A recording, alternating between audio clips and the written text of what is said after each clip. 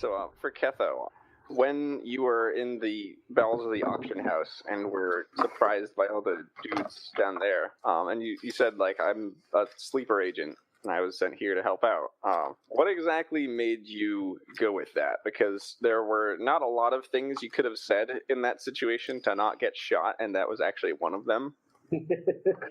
What made you do that? Well, I mean, first off, I felt like I didn't want to get into a fight with my bolt gun, being out and about. Two, that I was looking to get more information. That's Ketho's go-to plan. It's not like I'm not the only beat up heretic kind of guy. I like to leverage what I have to get other things. Mm-hmm. Also, in that situation, that alone, was getting woefully outnumbered.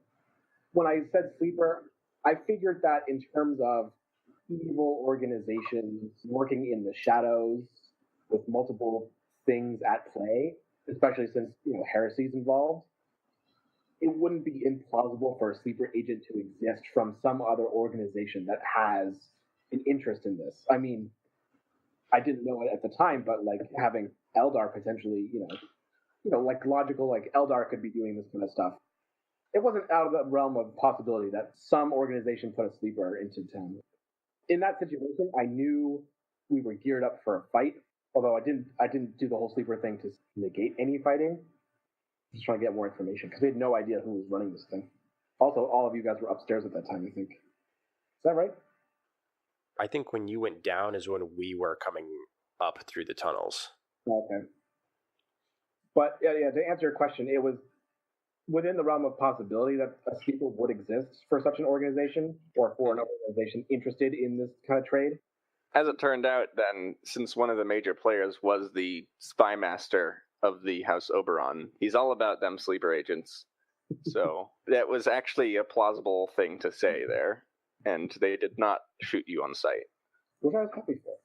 Yeah. It also helped. I went with it after because this was after Felicia Tolbin had died.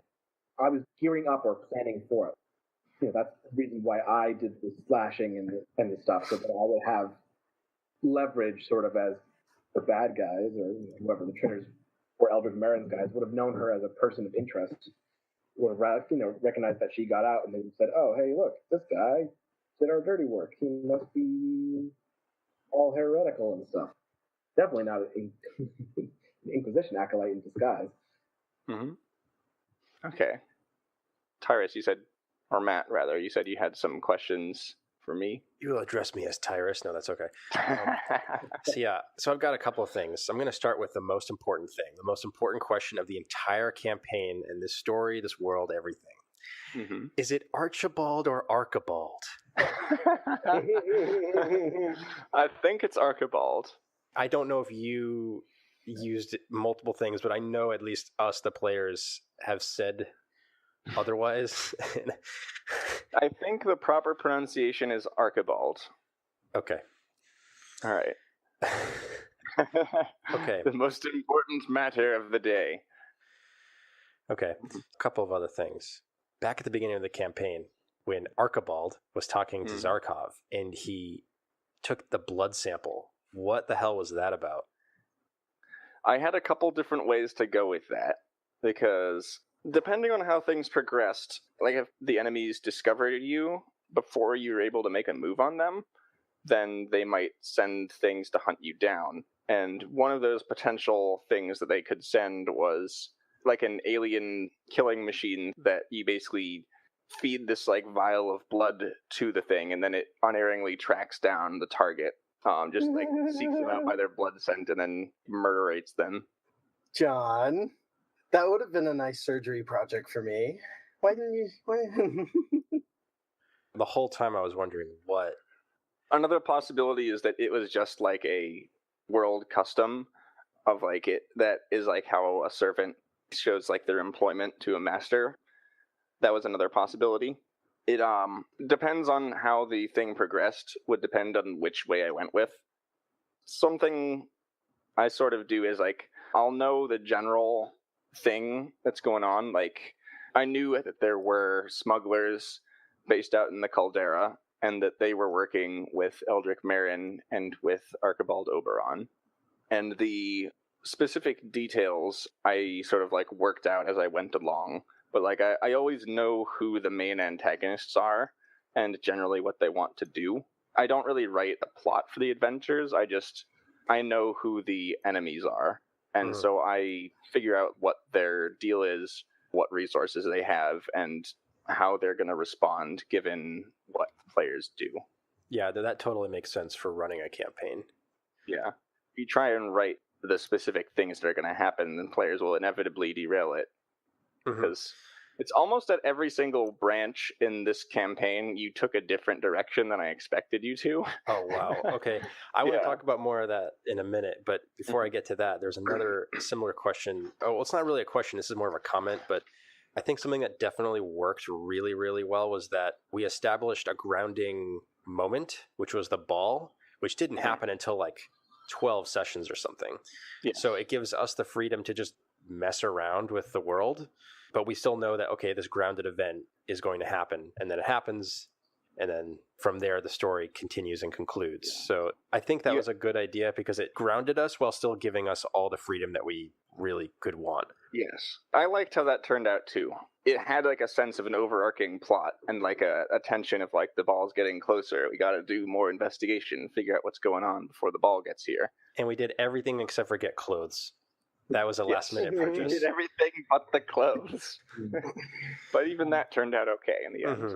So yeah, I'll second that agreement. I think it was really good. Yeah, it also made us feel separate from the world. It's not like it's not like a game where, you know, like, oh, you reached this thing and then the plot point conveniently happens now, you know. It made the world feel like it was its own thing.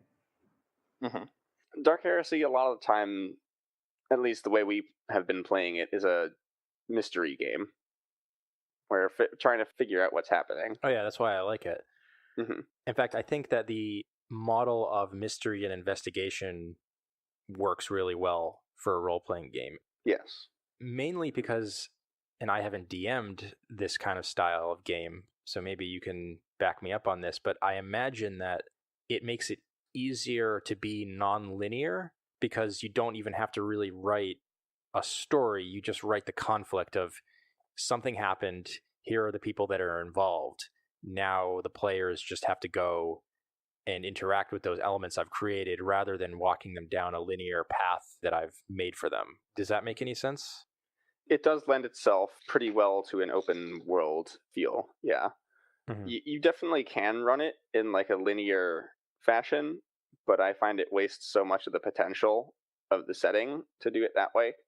Well, that, and also, like you said, and all DMs say the same thing, the players do the thing that we were never expecting when we were planning. Oh, yes. So another question I had, and this is probably not relevant, but I just wanted to ask, when Eldrick Marin first shows up at the ball, and he's described as just being utterly pissed off, was there any kind of a like backstory to that, or was that just perpetual angry Eldrick Marin? He was in Duskleaf withdrawal. You had stolen the shipment of Duskleaf that was destined for him.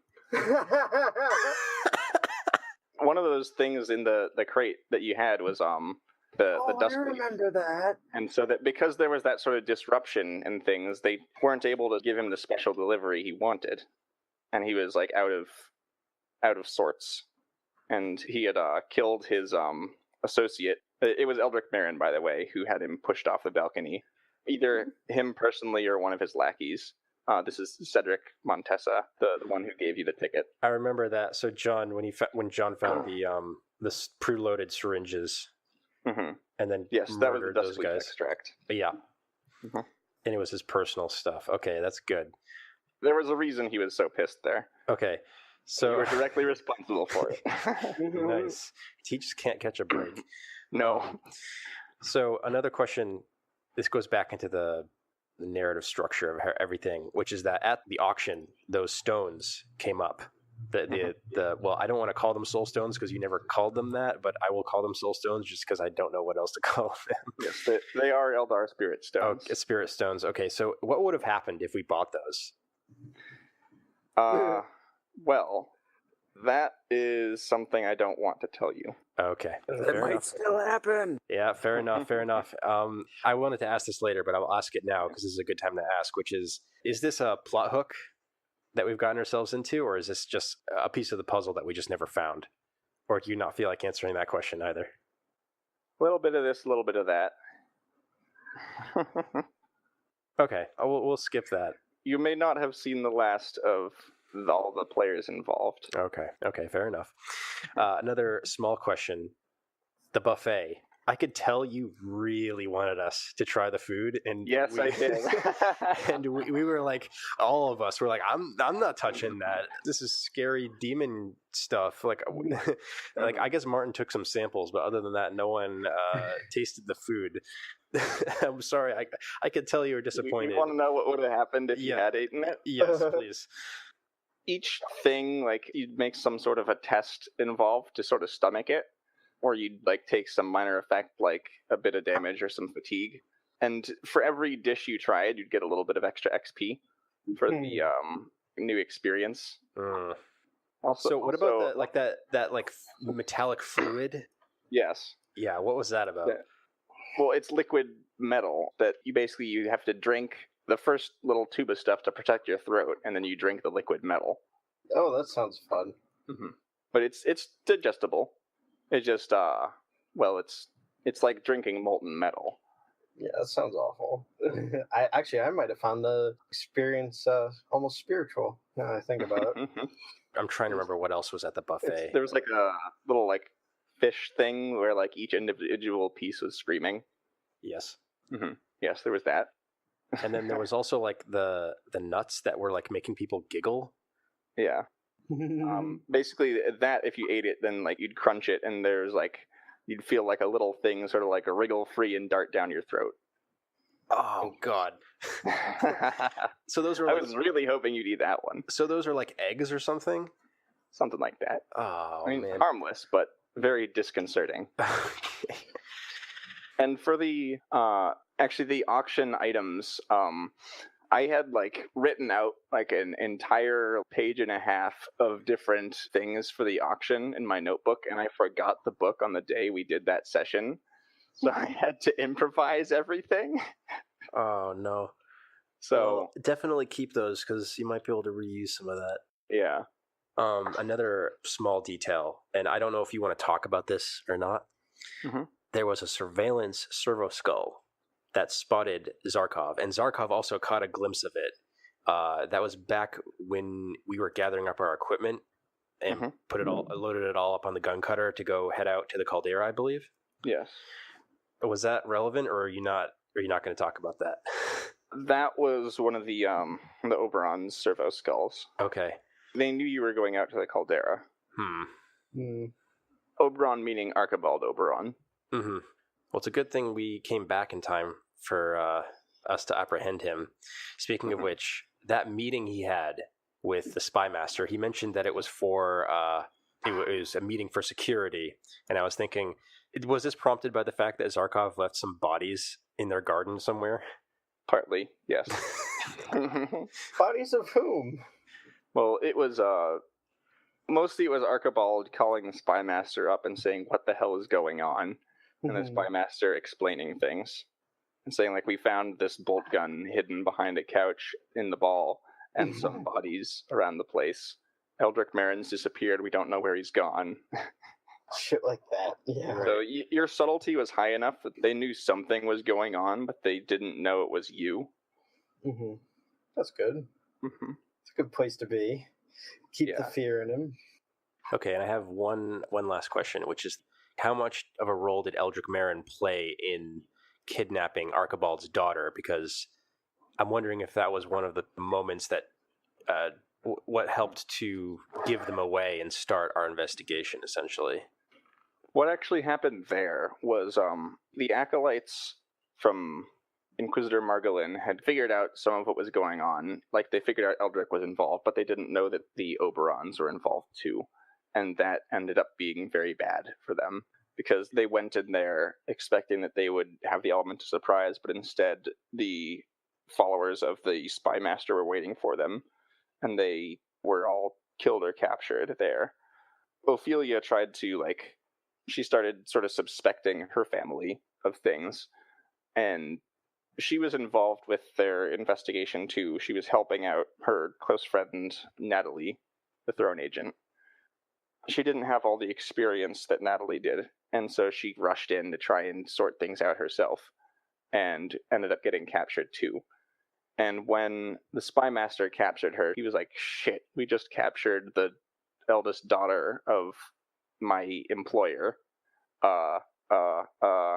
Send her to the dungeons in the Marins. 10 years dungeon. Yeah. So that was kind of it ended up being like a PR nightmare, for lack of a better word, for the guy. So he was like, just stuff her in a dungeon somewhere where Archibald will never find her. And so she just appeared there. And then she kept trying to escape, and then that's why they were trying to get her off world, right? Yeah. Okay. Yeah, she was not a obedient prisoner. So another thing you mentioned was that there were 3 loosely defined factions as a part of the Faceless Trade organization. Can you remind me what those 3 were again? Yeah, they had the acquisitions area, distribution area, and operations. Which acquisition gets the product, distribution sells the product, and operations provides security at all stages and gets rid of any troublesome people who might be investigating. Okay. So I assume that the lieutenant that we fought was in charge of the security portion? Yes, she was the leader of security in this particular Faceless Trade crew. Okay, so she's in charge of security. I assume that the guys at the auction were in charge of distribution. Is that correct? They were right underneath the top of Okay. distribution.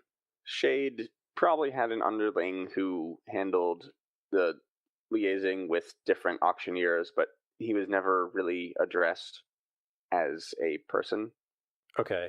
So then the third faction, I guess we never had any contact with, the acquisition. Yeah, they were not on the planet. Okay. They were out doing other acquisitions. Okay, so that wasn't something that we missed. Like, they were literally not even on the planet. Yeah, they were not involved. Okay. Because I was thinking about that. I'm like, oh, is there like a whole faction that you had somewhere that we missed or something? But okay. Because I was just curious about that. The Faceless Trade is a very loose organization. It's kind of a catch-all term to include all the smugglers who deal in this sort of stuff.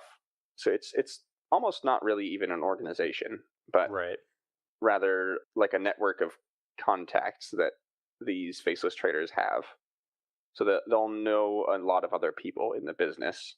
They don't have any kind of a hierarchy, really. Right. Okay. It's each faceless trader captain person is the head of their own crew.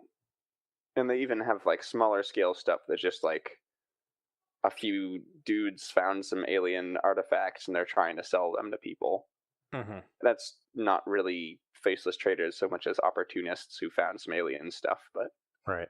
Those descriptions I was giving of the sort of like 3 pillars of the organization, that was specifically in Shade's crew mostly, but most faceless traders have a similar organizational structure because it helps to divide things up that way. Mm-hmm. Okay. Cool. Mm-hmm. Yeah, another thing I wanted to do is like, and this can be not just a comment on our campaign, but on Dark Heresy as a game. But at the end of the day, we're all heretics too. Spin it however you want, with I guess the exception of Ketho. Yes. I kind of wanted to like role play out a scene where like when we're at the villa and we uncrate everything and Ketho is like, what is this? And then we can like role play out a scene. This is it's a las gun that shoots metal discs. Yeah. Yeah. Nothing to see here. Move along. Yeah, Ketho is, I think, the only one who didn't get anything heretical. Yeah. So, and again, he's the one with the most insanity points. So that's something that we never really commented on in the game. It just kind of happened. Yes. There was never... I was absolutely taking note of it. Yeah, Because your characters are all pretty casual about picking up heretical stuff. right. I hope that it wasn't too weird that was never commented on. It's just we're all just a little bit too curious. Yeah. One thing that Dark Heresy does very, very right is not having any kind of alignment or karma or anything like that, because it just wouldn't work. And I'm pretty sure that they knew right away that it wouldn't work, which is why they just don't have anything resembling alignment. Yes. And a lot of times if you've read like the Ravenor or Eisenhorn books, when they get pretty far down their path, it's very ambiguous as to whether they're actually doing the right thing anymore. They believe they are, but you see them doing stuff that's considered very wrong by most of the Imperium. And Inquisitors in general really are very ends justify the means people. And so each Inquisitor has to decide personally what their line of acceptable losses or acceptable risks or acceptable chaos taint is. Others will draw the line a lot sooner than different ones. Whereas some will go as far as to actually like bind demons into a mortal body and use that as a tool to fight chaos cults. If you do that, you're pretty far onto the radical side, and other more puritanical ones will actively hunt you down and kill you. But there's no denying that having a bound demon at your side is very, very helpful, because they're very powerful. There is tremendous power to be gained by using the tools of chaos or Xeno artifacts or any of the stuff that you're supposed to be destroying. And so sometimes people will decide, yes, we can use this stuff and use it for good ends. Sometimes it works, sometimes it backfires, but it's all very ambiguous. Right. Can you imagine this game with karma? I guess the closest thing it does have is insanity points and corruption points, but it's not exactly the same thing. Insanity and corruption represent stuff like, I guess within you, it doesn't, I suppose it's not really visible to anyone else. It's what's happening to your character personally. Right. If you mean like karma, like in Fallout sort of thing, like. Or like humanity in World of Darkness, for example. Yeah. It's, I think, handled a lot better through role-playing consequences. Oh, I agree completely. Like with World of Darkness, there's like a strong mechanical tie-in to your humanity. It's like the more humanity you have, the easier it is to like resist your blood frenzy or whatever, that sort of thing.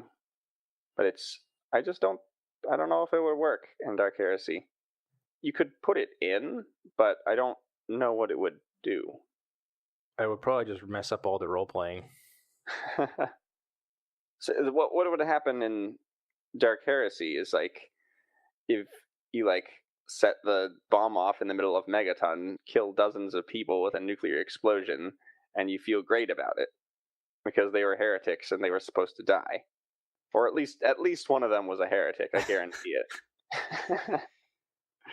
Other people will judge your actions, but most of the time they won't know the whole truth of what happened. So maybe that means they don't understand why you had to do it. Maybe that means you got too close and you couldn't see the forest for the trees and you ended up doing something really terrible without yourself realizing it, and the other people have a sense of perspective to see what is going on for real. So it's not necessarily that the people closest to the action know it best. They could lose sight of it if they're too involved. Right. Or just do the D&D thing and just say everyone's chaotic neutral, and just so you can just do whatever you want with no consequence. Lol, chaotic neutral. That's the I steal anything I want alignment, but I'm still good in a way. I'm not evil, guys. I'm just a free spirit. Yeah.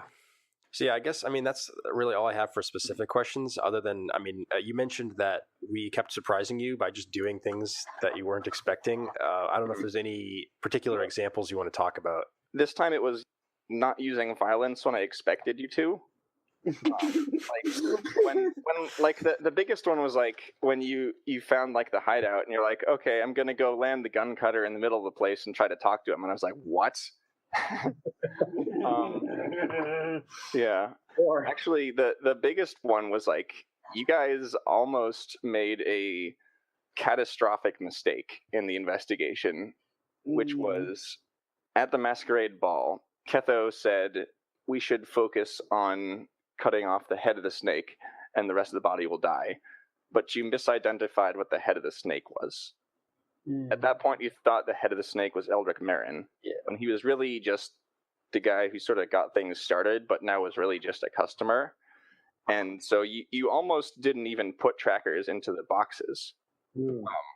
I had my camera turned off and I had to mute my mic because I was going like, oh, are they actually going to do it? Are they actually not going to put trackers in? But then you guys were like, well, I mean, I guess Zarkov's in position. Might as well have him put the trackers in. And so Zarkov put the trackers in, and as a result, you found Shade. But if you didn't, then you basically would have no way of finding the guy before he fled off world. good job, Zarkov. So it was almost very, very bad. But you did put in the trackers, and were able to track him down and catch him. And I assume you also had to completely make up the character, the chef that we meet. What was his name? Chef Roderick. Yes, Chef Roderick. I assume that you had to completely make that up on the fly. That was entirely improvised. Yes. Okay. Well done. The lobster, everything. That was just ridiculous. Yeah. That whole thing. Yes. Now that was one of my favorite parts of the adventure. Tyruss, the savior of lobsters. Oh, actually, I don't think I told you to do this yet, but you should add pure crustaceans to your sheet, Tyruss. What? Sorry, what is that? The pure talent for crustaceans. What are we talking about?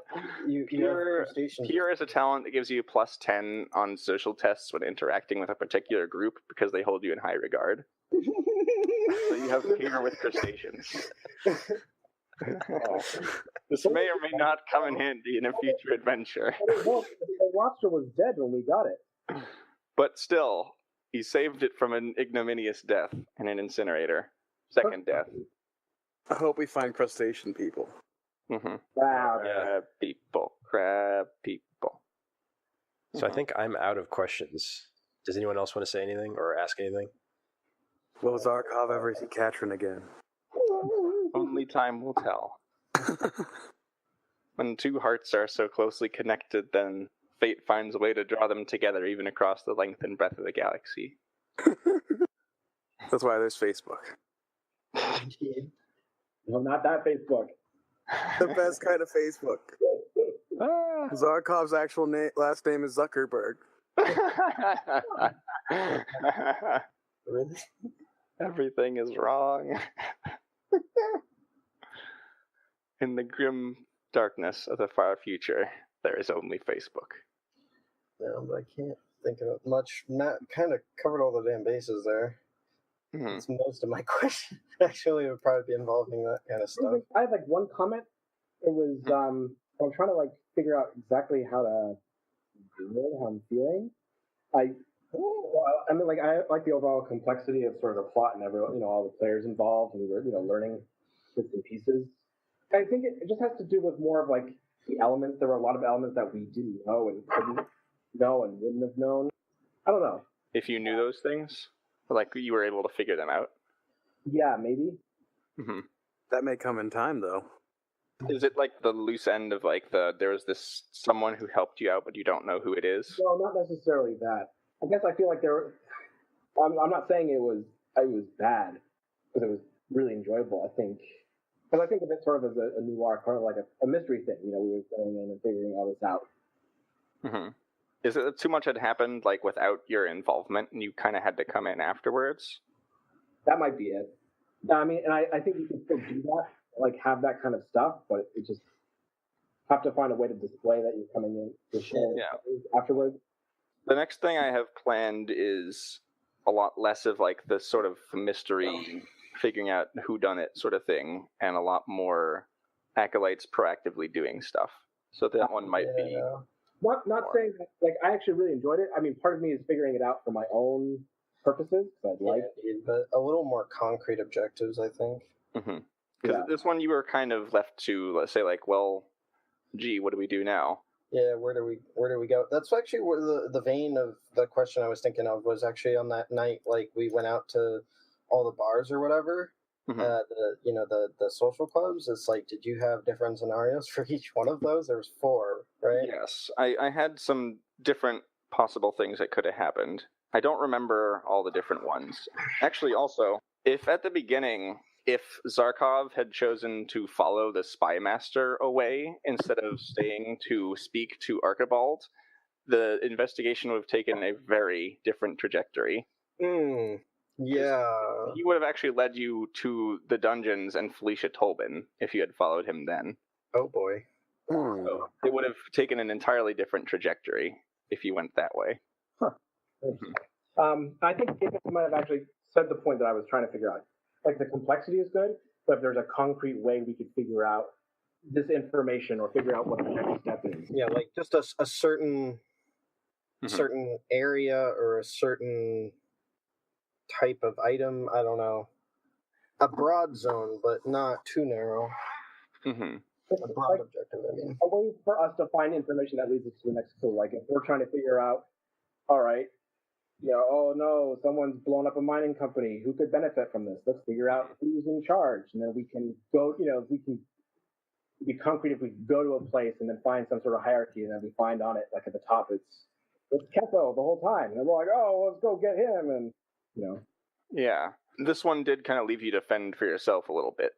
For what it's worth, I think you guys did a very good job of thinking of places to go and being able to figure things out that way.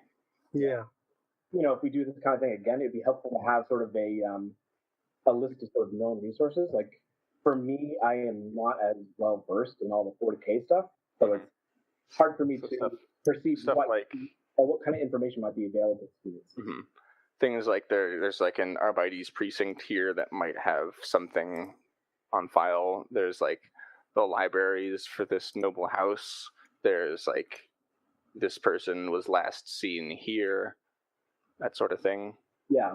I mean, even if it's just a list of common services or stuff that you would find in Aspire, and most of it could be just worthless, which then puts the ball in my court to figure out exactly what the best thing to do is, Mm-hmm. So at least it gives a clear direction, so it feels like we're doing more. Well, I don't know about clear. Like, I was thinking more along the lines of have an array of choices than going with have like 8 or something. I don't know. That's a little more realistic. Yeah, I mean, what I'm saying was, like, if for the kind of gameplay where you like leave us to our own, at least instead of having a list of objectives we could do, have at least a list of resources so we can figure out information to build our own next objective, if that makes sense. Mm-hmm. Concrete something. Yeah. Okay, at this point I gotta head out. I think Ned probably does too. Yeah. Mm-hmm. Yeah. Some good convo though. Yes. So that was a lot of fun. I'm gonna miss Dammit. I have to send him. I'll have to get him. This was a fun adventure. I am trying to mix up the pace a bit with the next one and have like a bit of a shorter, more action-y adventure. Mm-hmm. We might do that one. Yeah, well, thanks for coming by today, everybody. Thank you, Eric. That was fun. Yeah. Indeed, thank you. Mm-hmm. Until next time, the Emperor be with you.